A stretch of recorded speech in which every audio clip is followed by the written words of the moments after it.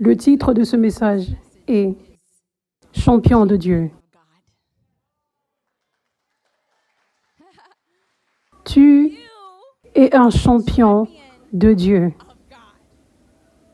Tu es un gagnant.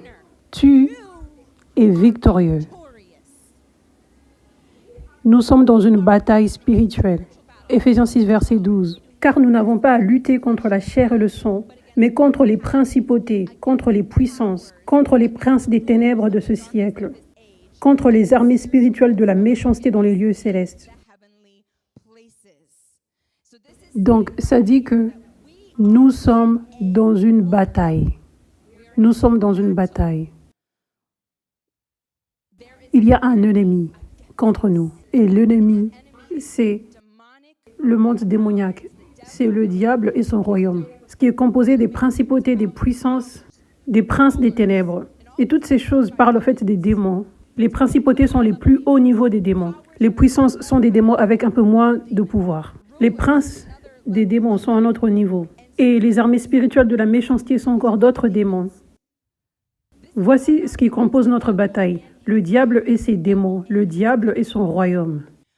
Mais Jésus, quand il était venu et quand il est mort sur cette croix et qu'il a déversé ce sang pour toi, il avait fait ce sacrifice afin que le diable soit sous ses pieds et sous tes pieds également à partir de ce jour-là. Il t'a donné de la victoire sur le diable, une fois pour toutes, sur cette croix. Quand il a été ressuscité, c'était fini. La domination t'était retournée. La domination et l'autorité que Dieu avait donnée à l'humanité, Adam et Ève, et ils avaient perdu cette domination. Cela t'avait été retourné ce jour-là. Et pour chaque personne qui devient enfant de Dieu, depuis ce jour-là, où Jésus était ressuscité des morts, le diable avait la victoire sur le diable avant, mais ce jour-là, ça avait changé. Nous avons la domination sur le diable aujourd'hui. Nous avons l'autorité sur le diable aujourd'hui. Le diable est sous nos pieds.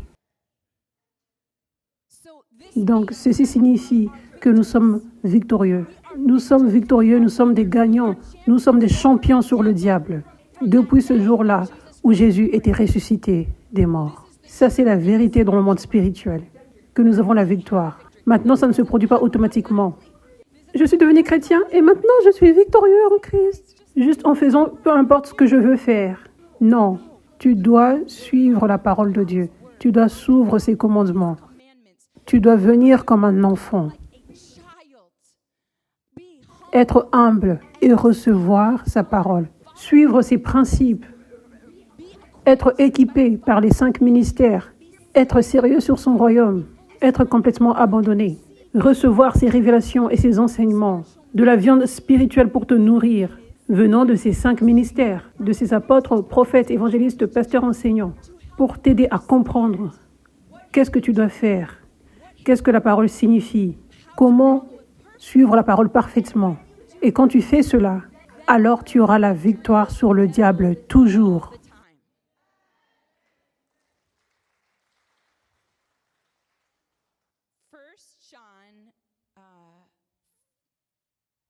1 Jean 5, verset 3. En effet, l'amour envers Dieu consiste à respecter ses commandements. Donc, quand tu deviens réellement un enfant de Dieu et tu aimes réellement Dieu, tu as rencontré son amour et tu as décidé de l'aimer en retour. Quand cela se produit, cela signifie que tu vas garder ses commandements. Tu seras abandonné. En d'autres termes, tu vas prendre ses instructions, la parole de Dieu écrite, ce qui est la parole logos, mais également la parole de Dieu rhéma, la parole de Dieu qui est déclarée aujourd'hui, qui vient au travers de ses serviteurs. Tu vas prendre cela au sérieux. Tu vas le mettre en pratique et tu vas garder ses commandements. Ses commandements au travers de la parole de Dieu et ses commandements au travers des révélations qui viennent de la parole. Ça, c'est ce que ce commandement signifie réellement. Ça, c'est comme ça que tu obéis à ces commandements dans ta journée. Donc, l'amour envers Dieu consiste à respecter ses commandements. Or, ces commandements ne représentent pas un fardeau. Ce n'est pas difficile. Dieu ne le rend pas difficile de vivre une vie pure sans péché. Alléluia. Puisque tout ce qui est né de Dieu remporte la victoire contre le monde. Et la victoire qui a triomphé du monde, c'est votre foi. Qui est victorieux du monde? Cela signifie le diable qui rôde dans le monde. Le diable est comme celui qui dirige ce monde. Quand les gens décident de vivre sans Dieu, le diable conduit la vie de ces gens-là. Ça, c'est ce que ça signifie ici. Qui est victorieux du monde? N'est-ce pas celui qui croit que Jésus est le Fils de Dieu? Donc, ça, c'est la seule façon pour que tu aies la victoire sur le diable. Le prince de ce monde, quand tu choisis de vivre sans Dieu, il est ton prince. Tu ne peux pas vivre en tant qu'hindou, tu ne peux pas vivre en tant que bouddhiste, tu ne peux pas vivre en tant qu'athée, agnostique, tu ne peux pas vivre en étant spirituel mais sans croire en Jésus. Tu ne peux pas vivre en croyant en l'univers et avoir la victoire. Ça n'a pas d'importance. Toutes les méditations que tu fais, tous les livres spirituels que tu lis et que tu appliques, les lois, les règles de l'univers, ça n'a pas d'importance. Tu peux faire ça toute la journée. Tu seras un perdant. Tu n'auras jamais la victoire. Il y a seulement de la victoire sur le diable, sur les attaques dans cette vie, sur les maladies et les oppressions. Il y a seulement de la victoire en Jésus. Quand tu crois en Jésus, quand tu deviens un enfant de Dieu. Donc, ça dit, puisque tout ce qui est né de Dieu remporte la victoire contre le monde. Et la victoire qui a triomphé du monde, c'est votre foi. Notre foi en croyant que Dieu est au-dessus de toute puissance. Peu importe comment c'est effrayant et intimidant, la façon dont le diable apparaît dans nos vies pour nous attaquer, Dieu est plus puissant et il est avec nous. Et il va battre nos ennemis pour nous. La foi en Dieu, en qui il est réellement ce champion, ce roi, ce prince, le roi des rois. Et la foi en ses commandements. Nous vivons dans cette foi, pas juste dans la foi que Dieu existe, pas juste dans cette foi, mais que la parole est Dieu, la Bible dit. Donc, nous valorisons sa parole comme si c'est vraiment Dieu, parce que ça l'est. Donc, nous méditons la parole. Nous la mettons en pratique dans nos vies. Nous la prenons au sérieux.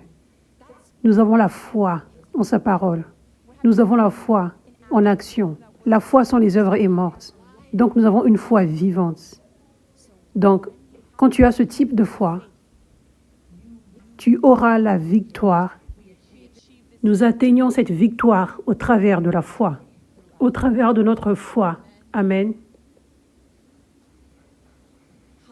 Alléluia. Donc, ça c'est ce à quoi cette victoire va ressembler. Numéro 1, les attaques dans ta vie personnelle, comme les démons qui viennent avec des oppressions, les maladies, ces attaques simplement dans ta vie. Cela signifie que tu auras la victoire sur toutes ces attaques. Si tu as des démons, tu auras la victoire et ces démons vont te quitter. Si tu as la maladie, tu auras la victoire et la maladie va te quitter. La même chose pour tes enfants. Ta vie spirituelle. Jésus a pourvu la vie en abondance pour toi. Ça, c'est ton héritage. Donc, le diable a déjà perdu dans ce domaine. Cela signifie qu'il ne peut pas voler ton héritage.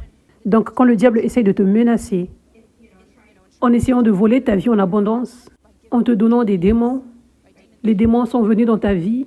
Peut-être que tu as eu des démons toute ta vie. Tu as des oppressions, de l'addiction, de l'anxiété, la dépression, des attaques de panique, des maladies, des rêves démoniaques, etc. Tu as eu tout ça depuis longtemps. Tu as la victoire. Tu auras la victoire. Tu auras la victoire. Tu dois avoir la victoire. Tu dois. Nous devons changer nos systèmes de pensée parce que beaucoup de fois, nous ne connaissons pas cette écriture. Nous ne prenons pas cette écriture au sérieux. Tout ce qui est né de Dieu remporte la victoire contre le monde. Tout ce qui est né de Dieu, tout enfant de Dieu, va vaincre sur ces démons et ils doivent partir. Mais la raison de pourquoi beaucoup n'ont pas la victoire, c'est parce qu'ils sont aveuglés spirituellement. Alors ils ne peuvent pas avoir la victoire. Quand tu es aveuglé spirituellement, tu ne peux pas suivre les commandements précisément. Tu ne peux pas savoir ce que la parole de Dieu dit. Quand tes yeux spirituels sont fermés, tu ne peux même pas tomber amoureux de Dieu parce que tu n'as même jamais rencontré Dieu avec puissance. Donc, c'est le réveil maintenant. Dieu restaure son onction. Dieu restaure ses 5 ministères. Dieu restaure l'équipement qui vient des 5 ministères. Donc maintenant, tu es enseigné proprement. Tes yeux seront ouverts parce que tu es équipé. L'onction vient sur ta vie pour nourrir ton homme spirituel afin que tu puisses comprendre. Ça, c'est ce qui se passe dans le monde spirituel. Et ça, c'est ce que ce commandement signifie. Ce que Dieu m'instruit. Donc, quand je suis ce principe, voici les principes dans le royaume. Donc, quand je suis ces principes, j'ai la victoire. Ça, c'est la grande importance. En fait, j'avais enseigné une série sur le vieux vase contre le nouveau vase. Et la raison pour laquelle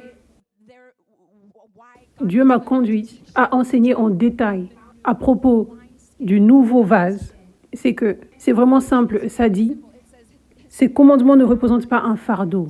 Donc, ces commandements, cela signifie aussi ces principes, les clés qu'ils relâchent et qui débloquent ta liberté, les clés spirituelles, les clés prophétiques. Quand tu les reçois comme un enfant, des fois ça vient par un serviteur. Dieu me révèle ceci maintenant. Ça, c'est la clé qui va débloquer ta liberté. Ou en enseignant, voici les différentes clés qui débloquent ta liberté, qui apportent une délivrance complète. J'ai un enseignement sur ça, c'est vraiment important. Chaque personne doit regarder comment recevoir une délivrance complète. C'est sur YouTube, sous la playlist prédication. Vous tous, regardez ces messages sous cette playlist. Prenez le temps, regardez ces messages pour que vous soyez réellement nourris. Mais quand tu reçois comme un enfant ces clés spirituelles, pour la plupart, ces clés ont un lien avec les révélations. La parole Réma de Dieu, que l'Église manquait depuis longtemps, en général. Et ça, c'est la raison pour laquelle les gens sont restés dans des chaînes. Ils n'ont pas ces clés spirituelles. Ils n'ont pas ces vraies révélations de Dieu qui débloquent les cas les plus difficiles d'oppression démoniaque. Donc, si tu peux recevoir, simplement être comme un enfant et recevoir ces clés et les appliquer dans ta vie, tu vas voir la liberté se produire et rapidement, avec facilité. Mais si tu n'es pas comme un enfant, si tu restes avec ton vieux vase, tu peux entendre un enseignement et le rejeter. Tu peux entendre un enseignement sans le recevoir comme un enfant et tu ne vas pas l'appliquer et tu vas rester dans des chaînes. Donc ça peut être vraiment difficile d'avoir la victoire comme un enfant de Dieu. Réellement impossible si tu n'es pas comme un enfant. Si tu ne prends pas le vase nouveau pour recevoir le vin nouveau et recevoir ces clés, ces révélations, ces principes dans le monde spirituel et les appliquer avec facilité. Ce sera difficile d'avoir la victoire. Ça, c'est pour cela que je commence avec ceci. Tu dois être comme un enfant. Tu dois être humble et recevoir ceci. Recevoir ces révélations pour ta vie. Mais quand tu les appliques, Dieu ne rend pas les choses compliquées. Il ne le rend pas difficile. Tu n'as pas à lutter. Les cas démoniaques les plus difficiles seront brisés de ta vie. Les principautés vont partir et tu seras libre. Donc ça, c'est juste le numéro 1. Et nous sommes au début de ce réveil de la fin des temps. Donc, alors que ce réveil progresse, tu verras les gens être libres comme ça. Je veux dire, les gens sont déjà libérés comme ça. Mais il y a certaines personnes qui ont des vieux vases, donc ça prend un peu plus de temps. Elles sont libérées de quelque chose, mais elles restent avec d'autres démons encore. Parce qu'elles s'accrochent à leurs vieux vases. Elles ne sont pas comme des enfants. Elles ne reçoivent pas simplement les clés, vous savez, pour les appliquer. Ou peut-être que ces personnes ne sont pas abandonnées complètement. Mais alors que ce réveil progresse, Dieu va se prouver. Dieu va montrer qu'il est là. Donc les gens ne seront plus effrayés de recevoir. Ils seront comme des enfants. Ils feront réellement confiance en Dieu et en son Église. Et ils recevront la parole. Et les gens seront libérés des cas difficiles. Vous entendrez, je prophétise, vous entendrez beaucoup de témoignages des gens qui diront « J'étais dans des chaînes pour plusieurs années. Je suis allé dans plusieurs ministères de délivrance, toutes choses. Et je n'étais pas libéré. Mais je suis venu ici et j'ai été libéré immédiatement. » Nous allons entendre beaucoup de ces témoignages. Donc cette première partie de ta victoire devrait être quelque chose de si basique et simple. Les gens au temps de Pierre, ça dit, tout le monde venait sous son ombre, là où il servait les gens qui étaient malades et oppressés. Et ça dit, tous étaient guéris. Ça, c'est le type de facilité dont je parle. Donc, les gens dans l'Église des Actes, vous savez, ce fait que tu auras la victoire sur les attaques du diable concernant la dépression et la maladie dans ta vie, ça, c'était si simple à comprendre. C'était maternel. Oui, va juste à l'église, là où la puissance de Dieu est relâchée, et abandonne-toi complètement à lui. Et fais ce qu'on te dit, ce que Dieu enseigne, ce qui t'est relâché, les clés, les principes. Fais tout cela. Suis ses commandements. Suis ces commandements qui viennent de la parole de Dieu, Réma. La parole qui est enseignée aujourd'hui, les commandements. Ça devrait être facile et simple. Numéro 1. Numéro 1, tu as la victoire. Tu as absolument la victoire sur le diable quand il vient avec des oppressions démoniaques, des maladies et des attaques dans ta vie spirituelle. Numéro 1. Ça, c'est facile, c'est simple. Amen. Donc, numéro 2, tu as la victoire quand ça en vient à ton objectif sur cette terre, ce que Dieu t'a appelé à faire. Et ces grands endroits où il t'appelle à être, les promesses qu'il a déclarées pour toi, tu as la victoire là aussi. À 100%. Ça dit dans Romains 8, verset 31. Ça, c'est la traduction Passion. Ça le dit d'une façon si belle. Donc, qu'est-ce que tout cela veut dire? Si Dieu a décidé de se tenir à nos côtés, dites-moi, qui pourrait alors s'opposer à nous? Qui? Car Dieu a prouvé son amour en nous donnant son plus grand trésor, le don de son Fils. Donc Dieu a déjà prouvé son amour pour nous, qu'il est avec nous, parce qu'il a donné son plus grand trésor. Il n'y a rien de plus grand qu'il ne puisse donner encore. Il l'a déjà prouvé. Ça devrait être une chose basique. Dieu est avec nous. Et puisque Dieu l'a offert gratuitement en sacrifice pour nous tous, il ne nous refusera certainement rien d'autre qu'il a à donner. Qui donc oserait accuser ceux que Dieu a choisis par amour pour lui appartenir? Dieu lui-même est le juge qui a rendu son verdict final à leur sujet. Sur toi, non coupable.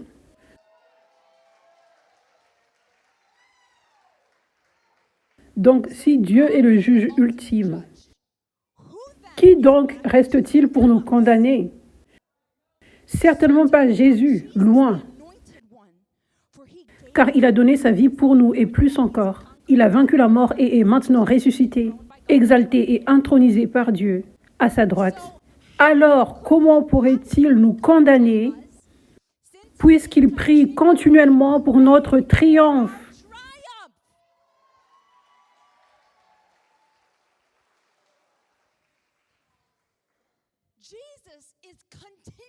Jésus prie continuellement pour ton triomphe. Personnellement, ton triomphe. Jésus prie toujours pour ça. Dieu veut ta victoire plus que tu ne veux ta victoire. Premièrement, si tu penses aux parents et leurs enfants, le parent est la personne qui encourage le plus cet enfant. Le parent veut que l'enfant réussisse, qu'il ait la victoire, plus qu'il ne le veut pour lui-même. Les parents veulent cela tellement, c'est comme leur plus grande passion, n'est-ce pas? Et ça, c'est simplement parce qu'ils aiment leurs enfants, parce que l'amour pour eux est tellement grand. Ça, c'est la seule raison pourquoi. Donc, à quel point pour Dieu? À quel point c'est encore plus pour Dieu? Les meilleurs parents dans le monde. Donc, je dis juste ceci. Peut-être que certains d'entre vous n'avaient pas eu des bons parents, mais j'aimerais que vous imaginiez les meilleurs parents du monde entier. Les parents les plus aimants du monde, la façon dont ils aiment leurs enfants, ne correspond même pas à 0,1% à l'amour que Dieu a pour toi. Même pas à 0,1%. Nous ne pouvons pas le comprendre. Nous ne pouvons pas. Et cet amour est si grand, comme si tu étais le seul enfant. Comme si tu es la seule personne sur cette terre. Je sais, nous avons besoin de l'aide de Dieu pour qu'on arrive à comprendre plus ceci. Et ça, c'est ce sur quoi porte cette vie. Nos yeux qui s'ouvrent plus et plus pour essayer de comprendre son amour plus et plus tous les jours. C'est tellement grand l'amour que Dieu a pour toi. Donc Dieu veut ta victoire. Et il se tient avec toi, de ton côté. Il fait en sorte que tu sois victorieux et que tu aies la victoire sur tes ennemis, parce qu'il t'aime. Ton ennemi est le diable. Et c'est l'ennemi de Dieu également. Donc Dieu est à 100% de ton côté. Donc, pourquoi tu aurais la victoire sur l'oppression, sur cette oppression qui reste dans ta vie, et la maladie qui reste dans ta vie? Pourquoi tu aurais la victoire sur ça, en étant libéré et guéri? C'est parce que Dieu t'aime tellement et il est avec toi. Et cette attaque vient du diable qui est l'ennemi de Dieu, et qui est ton ennemi également. Donc il doit être vaincu. Et ça va plus profondément que ça. Dieu veut que tu gagnes. Et il est la personne qui t'encourage le plus, ton plus grand coach.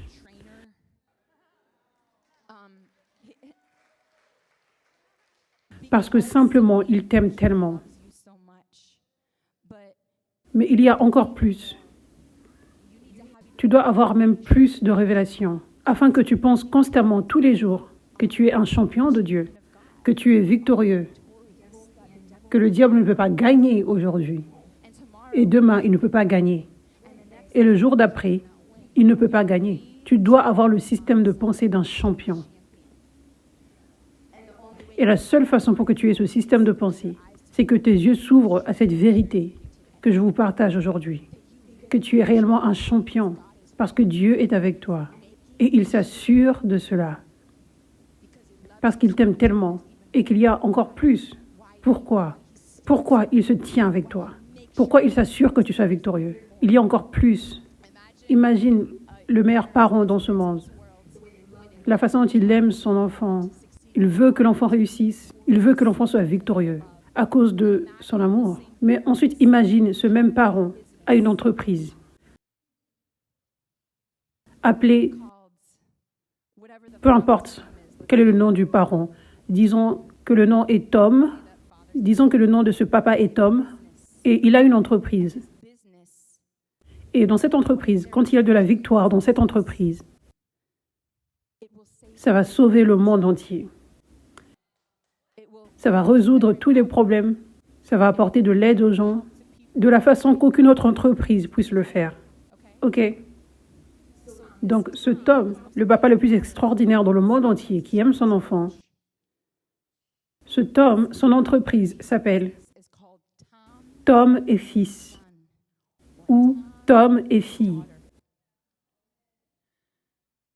Donc, imagine ce fils de ce Tom ou cette fille. Imagine si tu es un fils ou une fille, femme ou homme. Cette entreprise qui va changer le monde ne peut pas avoir du succès sans le « et fils » ou le « et fille ». Ça ne peut pas fonctionner avec juste Tom. C'est Tom et fils ou Tom et fille. Donc, quand ce fils ou cette fille travaille dans cette entreprise va changer le monde. Quand ce fils ou cette fille a la victoire dans cette entreprise va changer le monde. Donc, Dieu est dans des affaires, les affaires du royaume.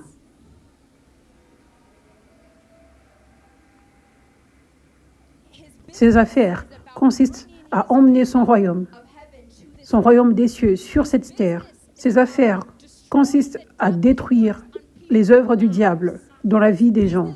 Son entreprise consiste à sauver son peuple, voir leurs yeux s'ouvrir à son amour pour qu'ils viennent en relation avec lui. Ses affaires, son entreprise, est à propos de détruire le royaume du diable et faire avancer son royaume. Ça, c'est notre Dieu. Ça, c'est l'entreprise de notre Père. Et son entreprise, c'est Dieu et Fils, ou Dieu et Fille. Dieu nous a donné la domination sur cette terre. Il a dit, vous avez la domination.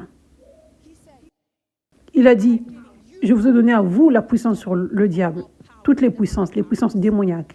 Il a dit, vous guérissez les malades, vous chassez les démons.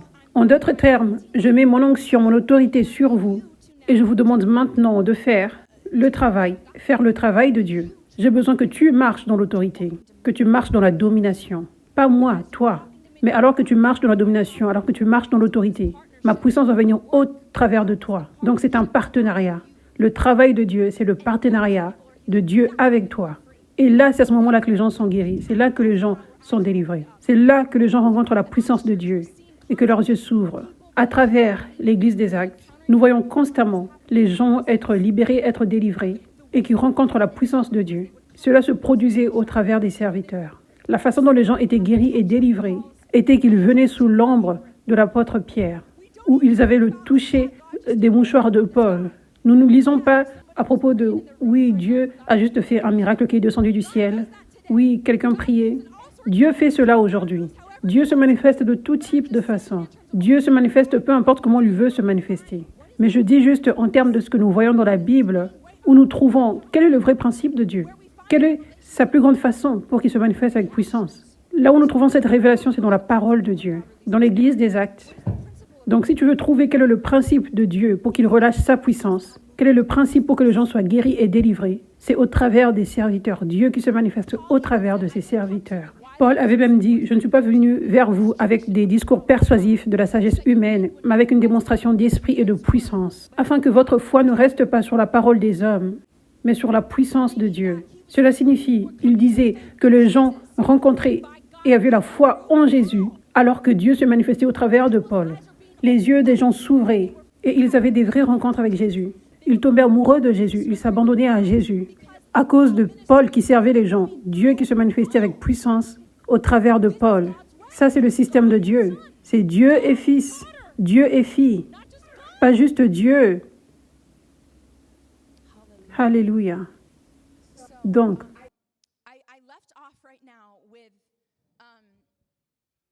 comme je le dis, c'est Dieu et Fils, Dieu et Fille. Dieu a besoin de toi. Dieu veut t'utiliser plus que tu ne veux qu'il t'utilise. Pour ses objectifs, il a besoin de tout son corps. Si on était tous abandonnés à Dieu dans tout le corps, alors tu ne croirais pas en ce qu'on verrait. Tu ne croirais pas à comment le diable serait par terre, comme nous ne l'avons jamais vu auparavant dans l'histoire. Je pense que beaucoup de personnes pensent à elles-mêmes comme insignifiantes, parce qu'elles sont comme, il y a ce serviteur oint et cette servante ointe, et ce serviteur oint, donc Dieu n'a pas vraiment besoin de moi. Tu te vois comme ce chrétien qui est là par hasard, ou quoi que ce soit. Comme juste ce chrétien normal, et tu ne te vois pas comme une personne importante et vitale. Mais Dieu sait ce qu'il pourrait faire au travers de toi, si tu peux juste t'abandonner. Oh, il sait les miracles qu'il fera au travers de toi, si tu t'abandonnes juste. Il sait comment il changerait la vie des gens, comment les gens seront sauvés. Ils seront sauvés de l'éternité en enfer, juste parce que tu t'es abandonné à Dieu. Même si, par la puissance de Dieu, tu ne vas sauver qu'une personne de vivre l'éternité en enfer, Dieu te voit avec tellement de valeur, avec tellement d'importance. Comme, j'ai besoin de t'utiliser, je veux t'utiliser. Tu vas apporter tellement des changements, même si c'est juste une personne. Et ça, c'est comme ça même que Dieu voit les personnes âgées. Qu'est-ce que tu fais en étant assis à attendre d'aller au ciel? Dieu veut sauver même une personne au travers de toi. Tu es importante. Tu es importante pour lui. Tu as de la valeur. Donc, écoute, nous devons avoir cette révélation. Nous devons renouveler nos pensées avec cette révélation. À quel point nous sommes importants pour Dieu. Comment Dieu a besoin de nous. Comment il veut nous utiliser. Donc ça, c'est numéro 2. Pourquoi il se tient toujours avec toi? Pourquoi tu auras toujours la victoire avec lui? Parce que ce qu'il t'a appelé à faire sur cette terre, C'est sa victoire quand tu as la victoire. Ce qu'il t'a appelé à faire, les plans qu'il a pour toi, l'objectif qu'il a sur ta vie, l'appel qu'il a sur toi. Quand tu as la victoire là, cela signifie que c'est une victoire pour le royaume de Dieu et une victoire pour lui. Cela signifie que le diable est vaincu. Ça signifie que le royaume de Dieu avance avec toute victoire que tu as. Donc pourquoi Dieu ne voudrait pas que tu aies la victoire? Dieu veut que tu aies la victoire plus que tu ne le veux toi-même. Et tu dois t'approprier ceci. Tu dois méditer sur ceci tous les jours. Quand tu passes par des épreuves, quand tu passes par des temps difficiles, tu dois renouveler tes pensées. Je suis un champion de Dieu. J'ai la victoire. Dieu se tient avec moi. Dieu combat mes ennemis pour moi. Je verrai la victoire. Absolument. Pas des si où on verra. Je verrai la victoire. Nous devons marcher dans cette confiance tous les jours. Alléluia. Merci Jésus. J'aimerais partager maintenant comment beaucoup de personnes parlent de « tu devrais t'abandonner à Dieu, tu devrais t'abandonner à Dieu », mais elles ne partagent pas réellement la révélation de pourquoi, de la beauté qui vient lorsqu'on s'abandonne à Dieu, la récompense qui vient en s'abandonnant à Dieu. Nous devrions nous abandonner à Dieu juste parce qu'il en est digne, juste parce qu'il en est digne, juste parce qu'il nous demande de le faire. Et nous devrions juste être obéissants, parce qu'il en est digne. Son amour est tellement grand. Et la Bible dit, quand tu perds ta vie et ce monde, quand tu perds basiquement tes objectifs personnels et égoïstes, tes rêves personnels, quand tu abandonnes réellement tout cela, la Bible dit, alors tu trouveras la vraie vie. Alors tu trouveras la vraie vie. Donc la signification de ceci, c'est que quand tu abandonnes toute partie de ta vie à Dieu, alors tu vas trouver la vraie vie. Tout le monde, écoutez, je vois vos yeux. Et regardez-moi, focalisez-vous, pas de distraction. Ne manquez pas à ceci, amen. Quand tu abandonnes toute chose à Dieu, alors tu trouveras la vraie vie. Alors tu vas trouver la paix que le monde ne peut jamais donner. Et la paix qui reste avec toi tous les jours. La paix parfaite. Alors tu vas trouver la joie en abondance. Alors tu vas trouver la liberté sur la dépression et sur toute oppression. Et la guérison sur toute maladie. Et tu vas trouver la vie en abondance dans chaque domaine. Alors, tu vas découvrir ce que ça signifie, être en amour avec Jésus. Et c'est la chose la plus belle dans le monde entier. L'intimité, la relation avec Dieu. Ça, c'est ce qui vient quand tu abandonnes toute ta vie à Jésus. Donc, ça en vaut la peine à 100% et à 1 million de pourcents de donner toute ta vie pour Jésus. Il n'y a rien de plus beau dans le monde entier. Et numéro 2, on n'en parle pas souvent, et c'est que il y a une telle récompense. Au-delà de cela même, je veux dire, ça c'est une grande récompense, mais il y a une récompense encore supplémentaire et des bénédictions, de grandes bénédictions surnaturelles qui viennent quand tu abandonnes toute ta vie à Dieu.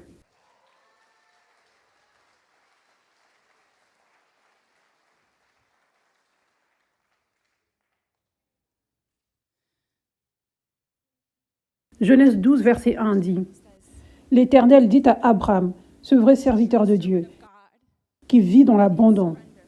Dieu lui avait dit, « Quitte ton pays, ta patrie et ta famille et va dans le pays que je te montrerai. » Donc, basiquement, abandonne-toi. Abandonne toute ta vie passée. Abandonne tout ce que tu as et suis-moi. Quand tu fais cela, ça dit, « Je ferai de toi une grande nation. Je te bénirai. Je te bénirai. Je rendrai ton nom grand et tu seras une source de bénédiction. Je bénirai ceux qui te béniront. » Ça, c'est à quel point tu es important. Je bénirai ceux qui te béniront. Et je maudirai ceux qui te maudiront.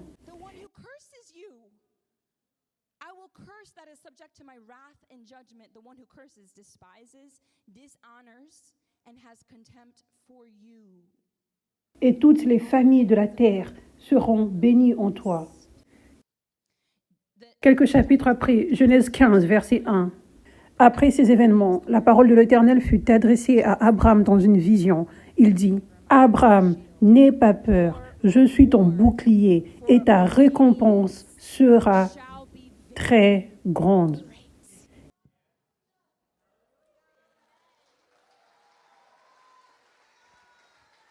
Il y a tellement des récompenses grandes alors que tu abandonnes toute ta vie à Dieu. Des récompenses même au-delà de ce que j'ai partagé. Je parle des bénédictions surnaturelles qui viennent du ciel.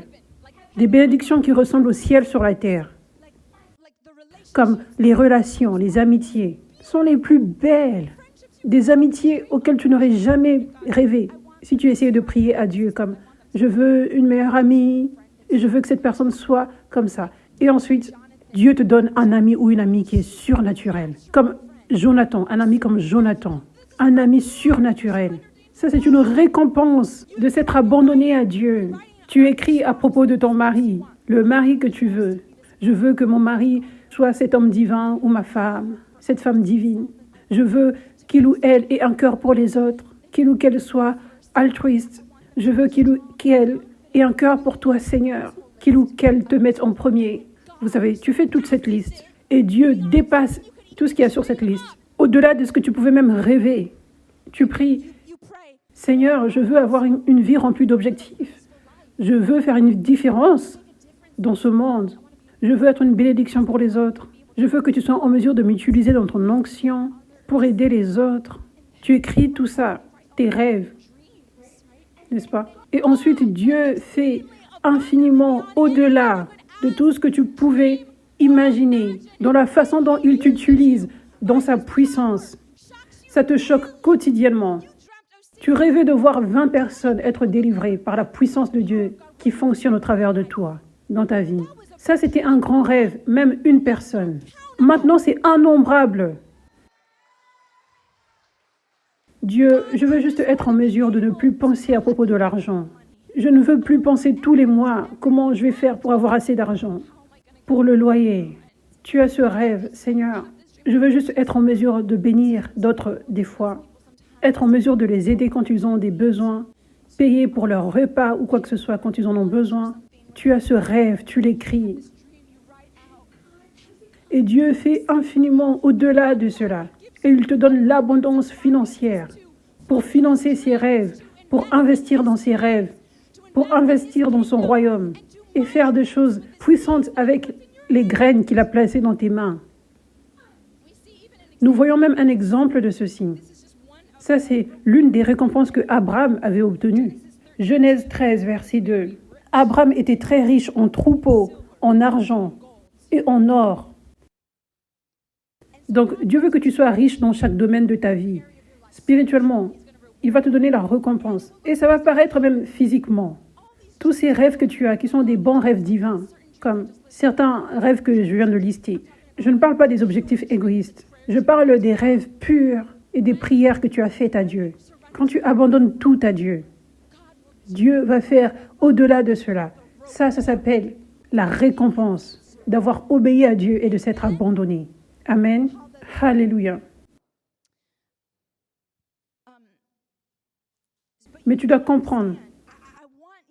Je veux que tu comprennes dans ce message l'importance de s'abandonner à Dieu. Tu manques. Tu manques aux plus grandes choses dans ce monde.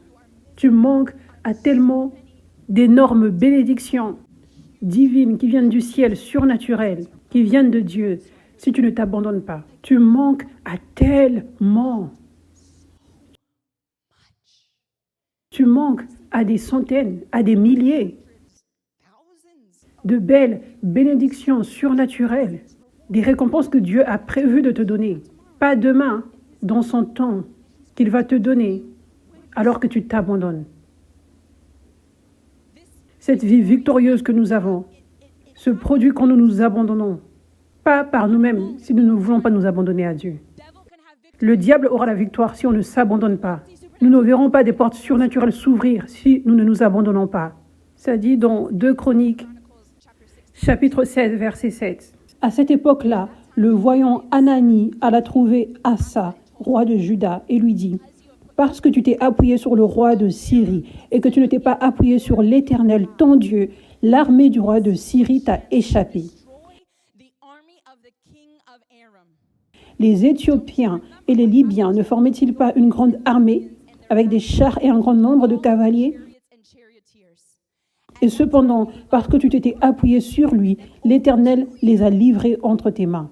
En effet, l'Éternel parcourt toute la terre du regard pour soutenir ceux dont le cœur lui est attaché sans réserve.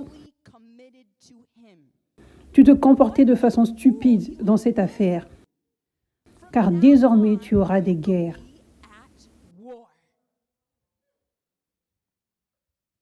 Donc ça dit, les yeux de l'Éternel regardent pour ceux qui sont abandonnés. Ils cherchent les Abraham qui sont là, qui seront des Abraham. Ils cherchent les David, ils cherchent les Paul, ils cherchent les Pierre, ils cherchent les Moïse, ils cherchent les Joseph. Ils cherchent les Marie. Ils regardent autour. Où êtes-vous? Où sont les cœurs entièrement engagés, abandonnés? Quand je vais les trouver, je vais les renforcer. Je vais les bâtir pour qu'ils deviennent des champions. Je veux faire en sorte qu'ils deviennent forts dans leur foi, afin qu'ils soient en mesure de se tenir forts avec l'armure entière de Dieu, alors que je viens pour vaincre leurs ennemis pour eux. Donc ça, c'est ce que Dieu fait. Rappelle-toi, c'est un partenariat. Donc Dieu combat les batailles pour toi, mais tu dois être renforcé pour que tu sois en mesure de te tenir et de te reposer en lui et d'avoir la foi en lui. Au lieu d'être comme «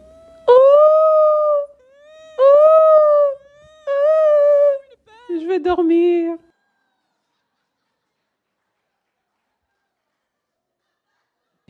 Parce que le diable est si intimidant. Parce que plus Dieu veut te bénir, cela signifie qu'il y aura des plus grandes batailles. La récompense augmente basée sur le niveau de bataille. Petite bataille, petite récompense. Récompense excitante, grande récompense, mais petite récompense. Comparée à une bataille au niveau olympique. Une course, grande récompense. Ça, c'est là que nous allons vers le infiniment au-delà de ce qu'on pouvait imaginer. Donc, ce que tu dois savoir maintenant, c'est quelque chose que Paul avait dit. 1 Corinthiens 9, verset 24.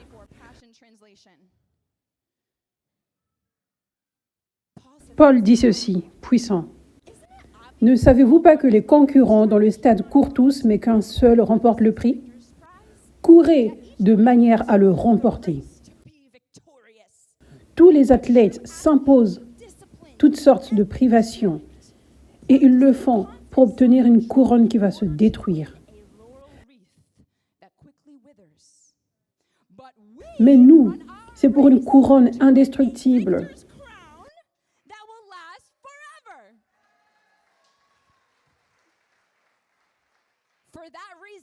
Moi donc, je cours, mais pas comme à l'aventure. Je boxe, mais non pour battre l'air. Au contraire, je traite durement mon corps et je le discipline,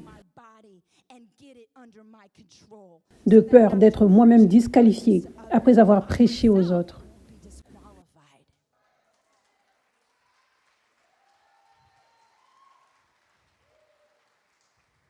Donc, comment nous avons la victoire sur cette terre? C'est une guerre, c'est une bataille.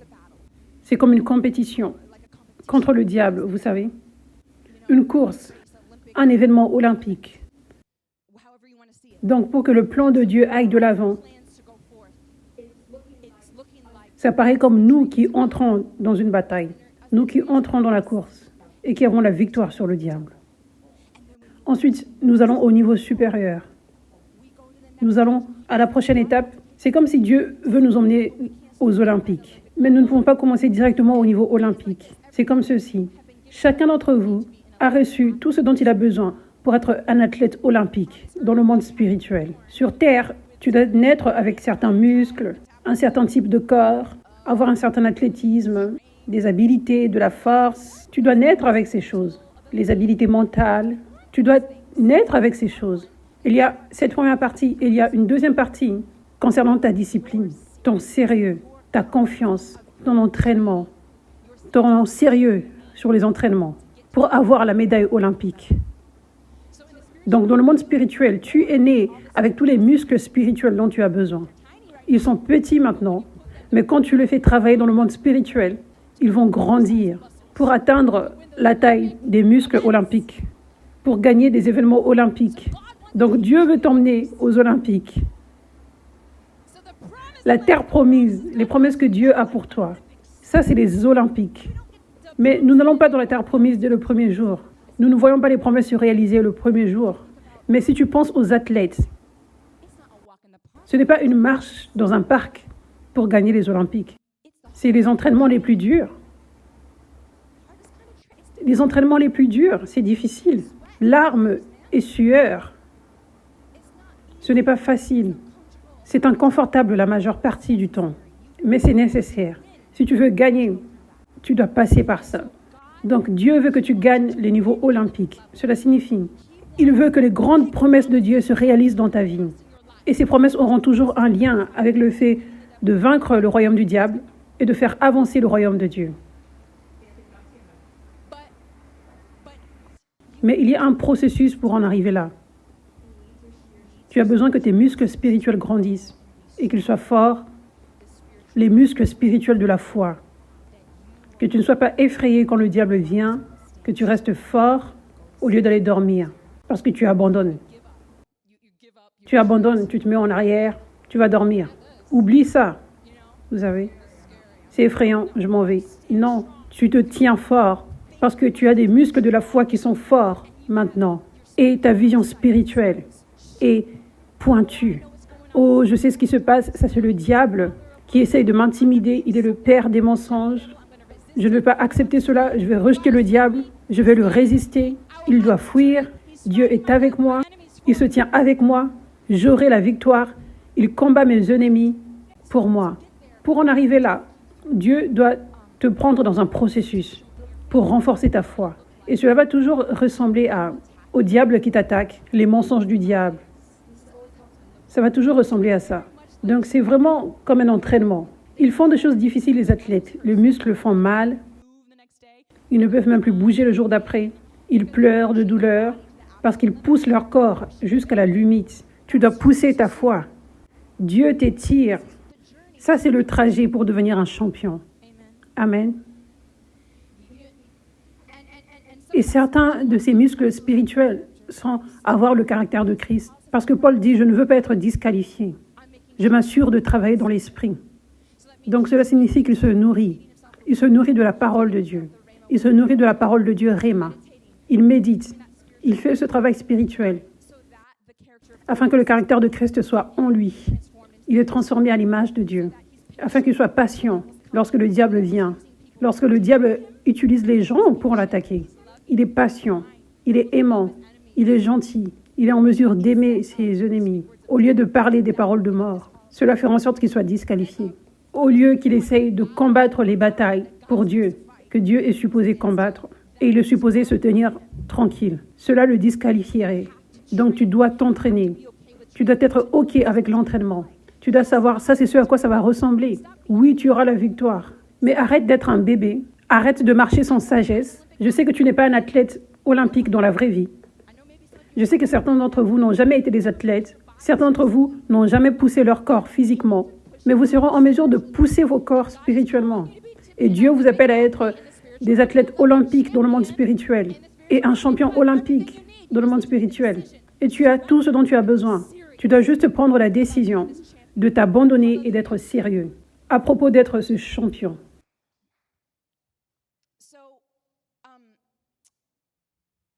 Donc, être un champion de Dieu, ce n'est pas une course rapide, c'est un marathon. Ce n'est pas une course rapide. Et beaucoup de fois, nous voulons voir la victoire. Nous voulons la cérémonie de remise des médailles si rapidement. Mais avec Dieu, ça dit, 2 Pierre 3, verset 8. Mais s'il y a une chose, bien-aimée, que vous ne devez pas oublier, tu ne dois pas oublier ceci, dans ton zèle pour devenir un champion de Dieu. C'est qu'aux yeux du Seigneur, un jour est comme 1000 ans et 1000 ans sont comme un jour. Le Seigneur ne tarde pas dans l'accomplissement de la promesse, comme certains le pensent. Au contraire, il fait preuve de patience envers nous, voulant qu'aucun ne périsse, mais que tous parviennent à la repentance. Ou dans ce cas, il veut que personne ne soit disqualifié, mais que tout le monde passe les tests pour gagner toutes les batailles et pour être prêt pour ce match olympique, pour recevoir la médaille. Il ne veut pas que tu ne parviennes pas à atteindre ce niveau. Il ne veut pas que tu perdes la bataille et que tu sois disqualifié pour le test olympique. Amen. Donc, il ne tarde pas dans l'accomplissement de la promesse. Beaucoup de fois, les gens abandonnent. Ils s'abandonnent à Dieu. Ils sont excités à propos des promesses de Dieu que Dieu a pour eux. Mais ils abandonnent parce qu'ils pensent que la cérémonie de remise des médailles devrait être maintenant. Alors qu'ils sont dans un marathon et ça n'a été que 100 mètres. Dieu est en train de combattre pour moi. Cette porte doit s'ouvrir. Cette porte doit s'ouvrir. Les promesses vont se réaliser. Nous avons ce zèle. Oui, je veux voir cette porte ouverte. Dieu va l'ouvrir. Et ensuite, la porte ne s'ouvre pas. Tu es écrasé. Nous pensons que cette saison maintenant est celle où la porte va s'ouvrir parce que nous voulons tellement. Et Dieu l'avait promis. Peut-être c'est avoir un époux, une épouse. Peut-être une porte qui doit s'ouvrir pour ce que Dieu t'a appelé à faire. Peut-être que c'est quelque chose concernant ta carrière. Une porte doit s'ouvrir. Peut-être c'est la signature d'un contrat. Peu importe. Tu penses, ça va être maintenant. La promesse va se réaliser. Tu es prêt pour la cérémonie des médailles. Tu as fait une course rapide, un sprint. Renouvelle tes pensées. Pour le Seigneur, un jour, c'est comme 1000 ans.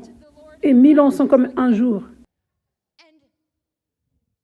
Et au lieu d'être comme, je vais juste y arriver, et la porte sera ouverte. Cérémonie des médailles.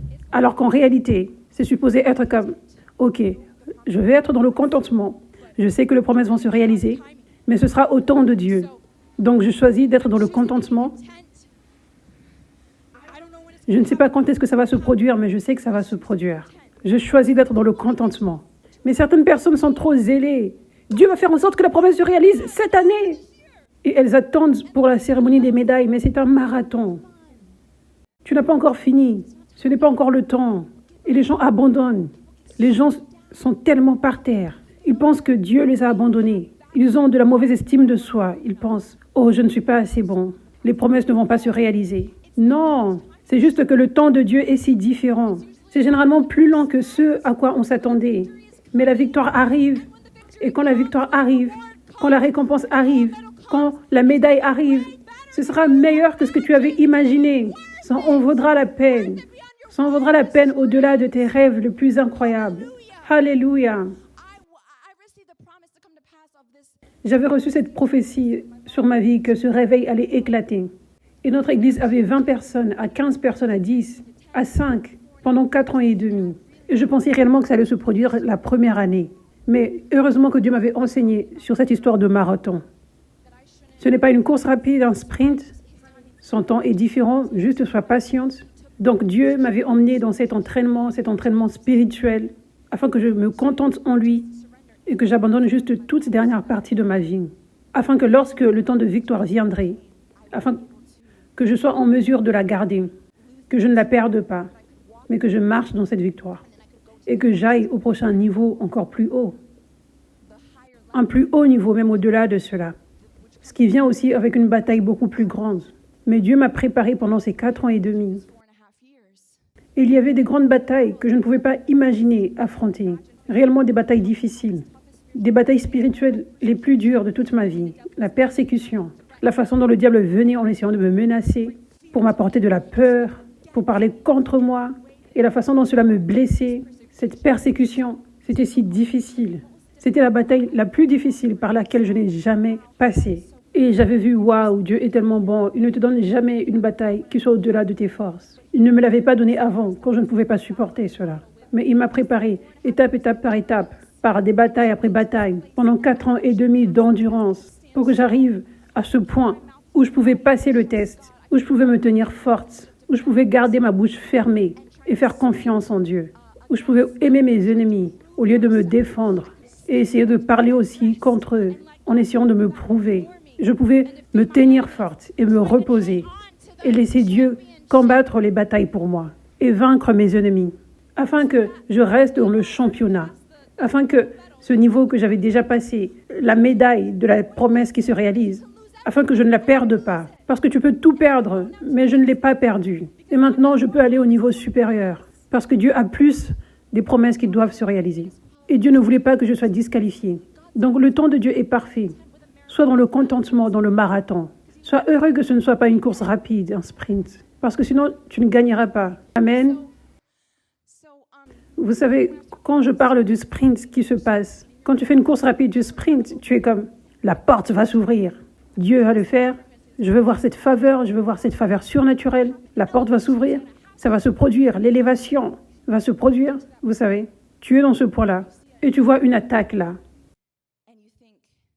Et tu penses, j'ai perdu. J'ai perdu. Je n'ai pas gagné. Je n'ai pas vu la victoire de Dieu. Tu penses cela. Mais ce que nous voyons avec Joseph, il était jeté dans un trou. Dieu lui avait donné cette belle promesse. Et il était si excité. Et ensuite, il était jeté dans un trou par ses frères. Et au temps où il était prêt pour ce moment de victoire, prêt pour que cette promesse se réalise, il était prêt. Il était excité, il était prêt. Voyons la promesse se produire maintenant. Il était jeté dans un trou.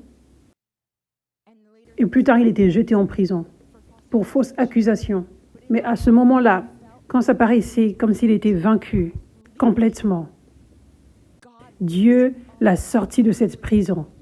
Dieu était venu dans un moment soudain, surnaturellement, et lui avait donné la victoire.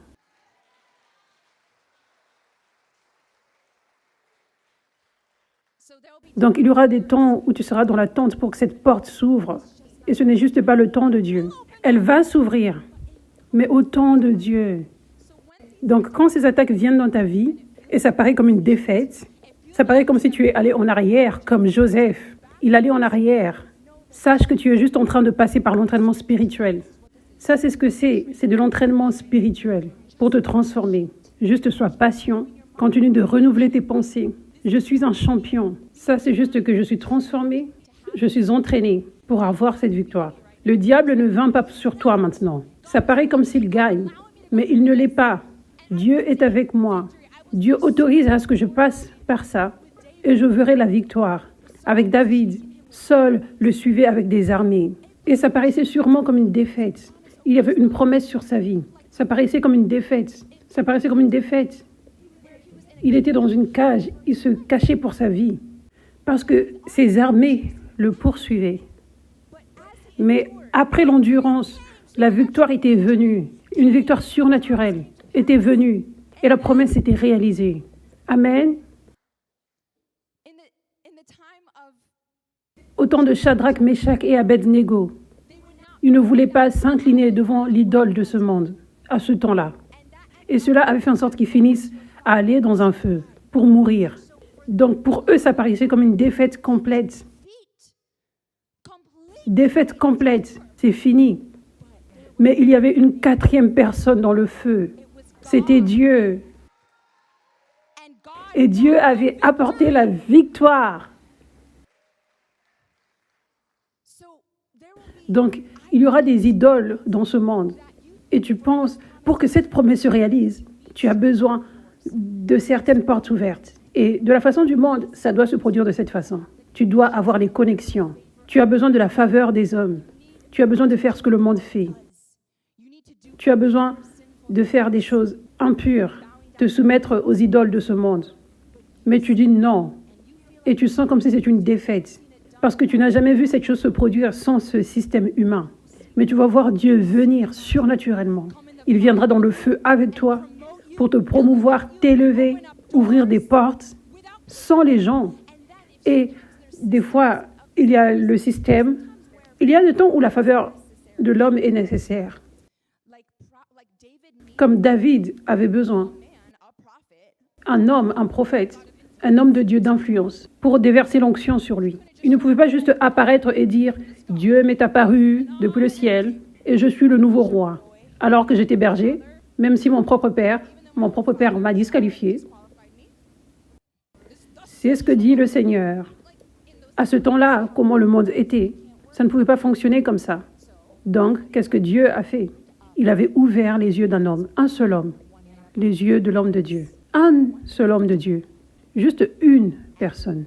Et David était caché dans les champs, il était disqualifié par son propre père. Ça n'avait pas d'importance. Ce seul homme de Dieu, Dieu lui avait ouvert les yeux. Et il avait dit non, ce n'est aucun de ces hommes. Est-ce que tu n'as pas un autre fils? Et il a dit oui, il est dehors dans les champs. Et il avait mis l'onction sur lui. Et les plans de Dieu avaient remporté. David avait la victoire quand ça paraissait comme la défaite. Ça paraissait comme la défaite quand David était dans les champs. Mais il avait la victoire. Alléluia. Donc, même dans ce monde, quand ça paraît comme comment ceci peut se produire? Il n'y a aucune porte qui s'ouvre. Comment ceci peut se produire? Dieu va même causer à ce que les yeux d'une personne s'ouvrent. Et cette personne va ouvrir la porte. Ce sera Dieu qui ouvre lui-même la porte au travers de cette personne. Alléluia. Alléluia. Merci Jésus. Merci Jésus. Donc, j'aimerais vous donner une dernière clé par rapport à comment avoir la victoire. Philippiens 2, verset 3, ça dit « Ne faites rien par esprit de rivalité ou par désir d'une gloire sans valeur, mais avec humilité, considérez les autres comme supérieurs à vous-même. » Donc, ne faites rien par esprit de rivalité. Tu dois te débarrasser de la compétition mondaine. Tu dois te débarrasser de la jalousie. Ça fait partie de cette discipline spirituelle dont Paul parlait, que tu dois faire, sinon tu seras disqualifié. La façon de voir Dieu te donner des victoires énormes pour ses objectifs, la façon dont cela va se produire, c'est lorsque ton cœur sera purifié complètement. Quand tu as des victoires, ce sera des victoires que des gens dans le monde envient. Les bénédictions et les récompenses que Dieu a pour ta vie sont des bénédictions que toute personne dans ce monde veut. Ça inclut cela. Donc, ce que tu dois faire, c'est que tu dois t'assurer que tu n'as pas une partie de ton ancien cœur là, où tu veux réellement la bénédiction, tu veux réellement la récompense pour des objectifs égoïstes. Ton cœur devrait ressembler à ceci. La raison pour laquelle je veux cette victoire. La raison pour laquelle je veux que cette porte s'ouvre. La raison pour laquelle je veux le succès dans ce domaine. C'est pour Dieu seul. Pour qu'il ait la gloire au travers de ceci. Pour que son royaume avance au travers de ceci. Pour que le travail du diable soit détruit au travers de ceci. Pour que les gens soient sauvés, guéris et délivrés au travers de ceci. Cela devrait être ton cœur. Mais beaucoup de fois, dans notre processus de transformation, nous avons moitié et moitié. Nous sommes authentiquement excités pour que la volonté de Dieu soit faite au travers de notre victoire, pour qu'il reçoive de la gloire. Mais au fond, nous sommes réellement excités pour comment les gens vont nous voir. Nous sommes réellement excités de paraître importants. Nous sommes réellement excités de paraître comme une personne qui a du succès.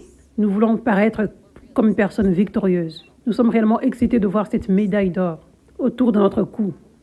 Nous sommes réellement excités à propos de cela.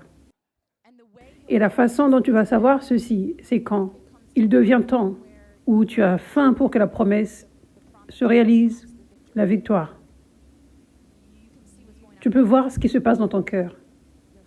Ton cœur devrait être, je me contente dans le temps de Dieu. Ton cœur devrait être focalisé sur ce qui va se produire dans le monde spirituel pour Dieu, au travers de cette victoire. Ton cœur ne devrait pas être comme nerveux, comme j'ai vraiment envie que ceci se produise, parce que je veux ce succès. Je veux que les gens me voient d'une certaine façon. Tu seras en mesure de voir cela dans ton cœur. Sois réel avec ton cœur. Et si tu trouves cela en toi, si tu trouves de la jalousie dans ton cœur, si tu vois que quand d'autres personnes ont du succès, tu sens de la jalousie envers ces personnes, ça c'est là que tu sais que ton cœur a toujours besoin d'être purifié.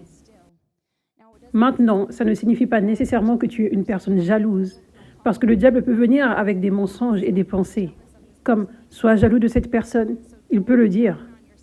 Donc ne te rabaisse pas en pensant que tu as un cœur horrible et que tu as un long trajet à faire encore, mais tu dois faire le travail dans le monde spirituel et rejeter tous les mensonges de jalousie du diable et toutes les pensées impures que le diable t'apporte. Ne fais pas un partenariat avec ces pensées, ne médite pas dessus et fais l'action de bénir la personne, de déclarer « je veux que cette personne ait du succès et je me contente avec ma vie maintenant. Je suis dans le contentement avec ce que Dieu m'a donné. Je suis dans le contentement avec mes bénédictions que Dieu m'a données maintenant. Je me contente avec toutes choses, avec ce temps de Dieu. Déclare-les avec ta bouche et médite sur ça. Remercie Dieu, sois reconnaissant. Passe du temps à le remercier tous les jours. Ça, c'est une discipline spirituelle pour se débarrasser de toutes ces impuretés, toutes ces façons où le diable veut apporter l'impureté, se débarrasser de tout ça. Tu dois être dans cette position, sinon Dieu va retarder le jour de victoire. Il va le retarder. Donc faisons une priorité. Prends-le au sérieux, afin que lorsque la victoire viendra, ce sera tout pour la gloire de Dieu. C'est tout pour la gloire de Dieu seulement. Pas du tout pour toi, mais tout peut lui revenir. Et tu peux être dans le contentement, dans cette bénédiction et dans cette victoire, sans vouloir encore la prochaine victoire. Parce que ça, c'est ce qui se produit quand on a ce cœur impur. Nous voulons toujours plus et plus et plus. Mais tu peux être tellement dans le contentement avec cette victoire et reconnaissant pour cette victoire et reconnaissant pour cette promesse qui s'est réalisée. Tu n'es pas comme « je veux que la prochaine se réalise maintenant », mais tu es dans le contentement. Et tu vois que toute chose est une bénédiction que tu ne mérites pas et qui vient de Dieu. Amen. Alléluia. Vous êtes des champions de Dieu. Dis, je suis un champion. Je ne suis pas vaincu. Avec Christ, Dieu est pour moi. Il va vaincre tout ennemi. Je peux me reposer en lui. Il va me donner la victoire tous les jours. Je suis un champion. Je suis un champion. Je suis un champion. Alléluia. Alléluia. Je déclare maintenant que tu auras la victoire tous les jours, que cette révélation va rester en toi et grandir. Cette révélation comme quoi Dieu te voit avec beaucoup d'importance. Dieu te valorise. Dieu se tient avec toi. Dieu va vaincre tout diable, tout ennemi, toute attaque, et il va te donner la victoire à chaque fois. Tu es victorieux, c'est qui tu es. Tu es un champion, c'est qui tu es. Je déclare que cette onction vous touche tous. Au nom de Jésus. Que vous soyez remplis de force pour avoir un cœur de champion. Au nom de Jésus. Amen.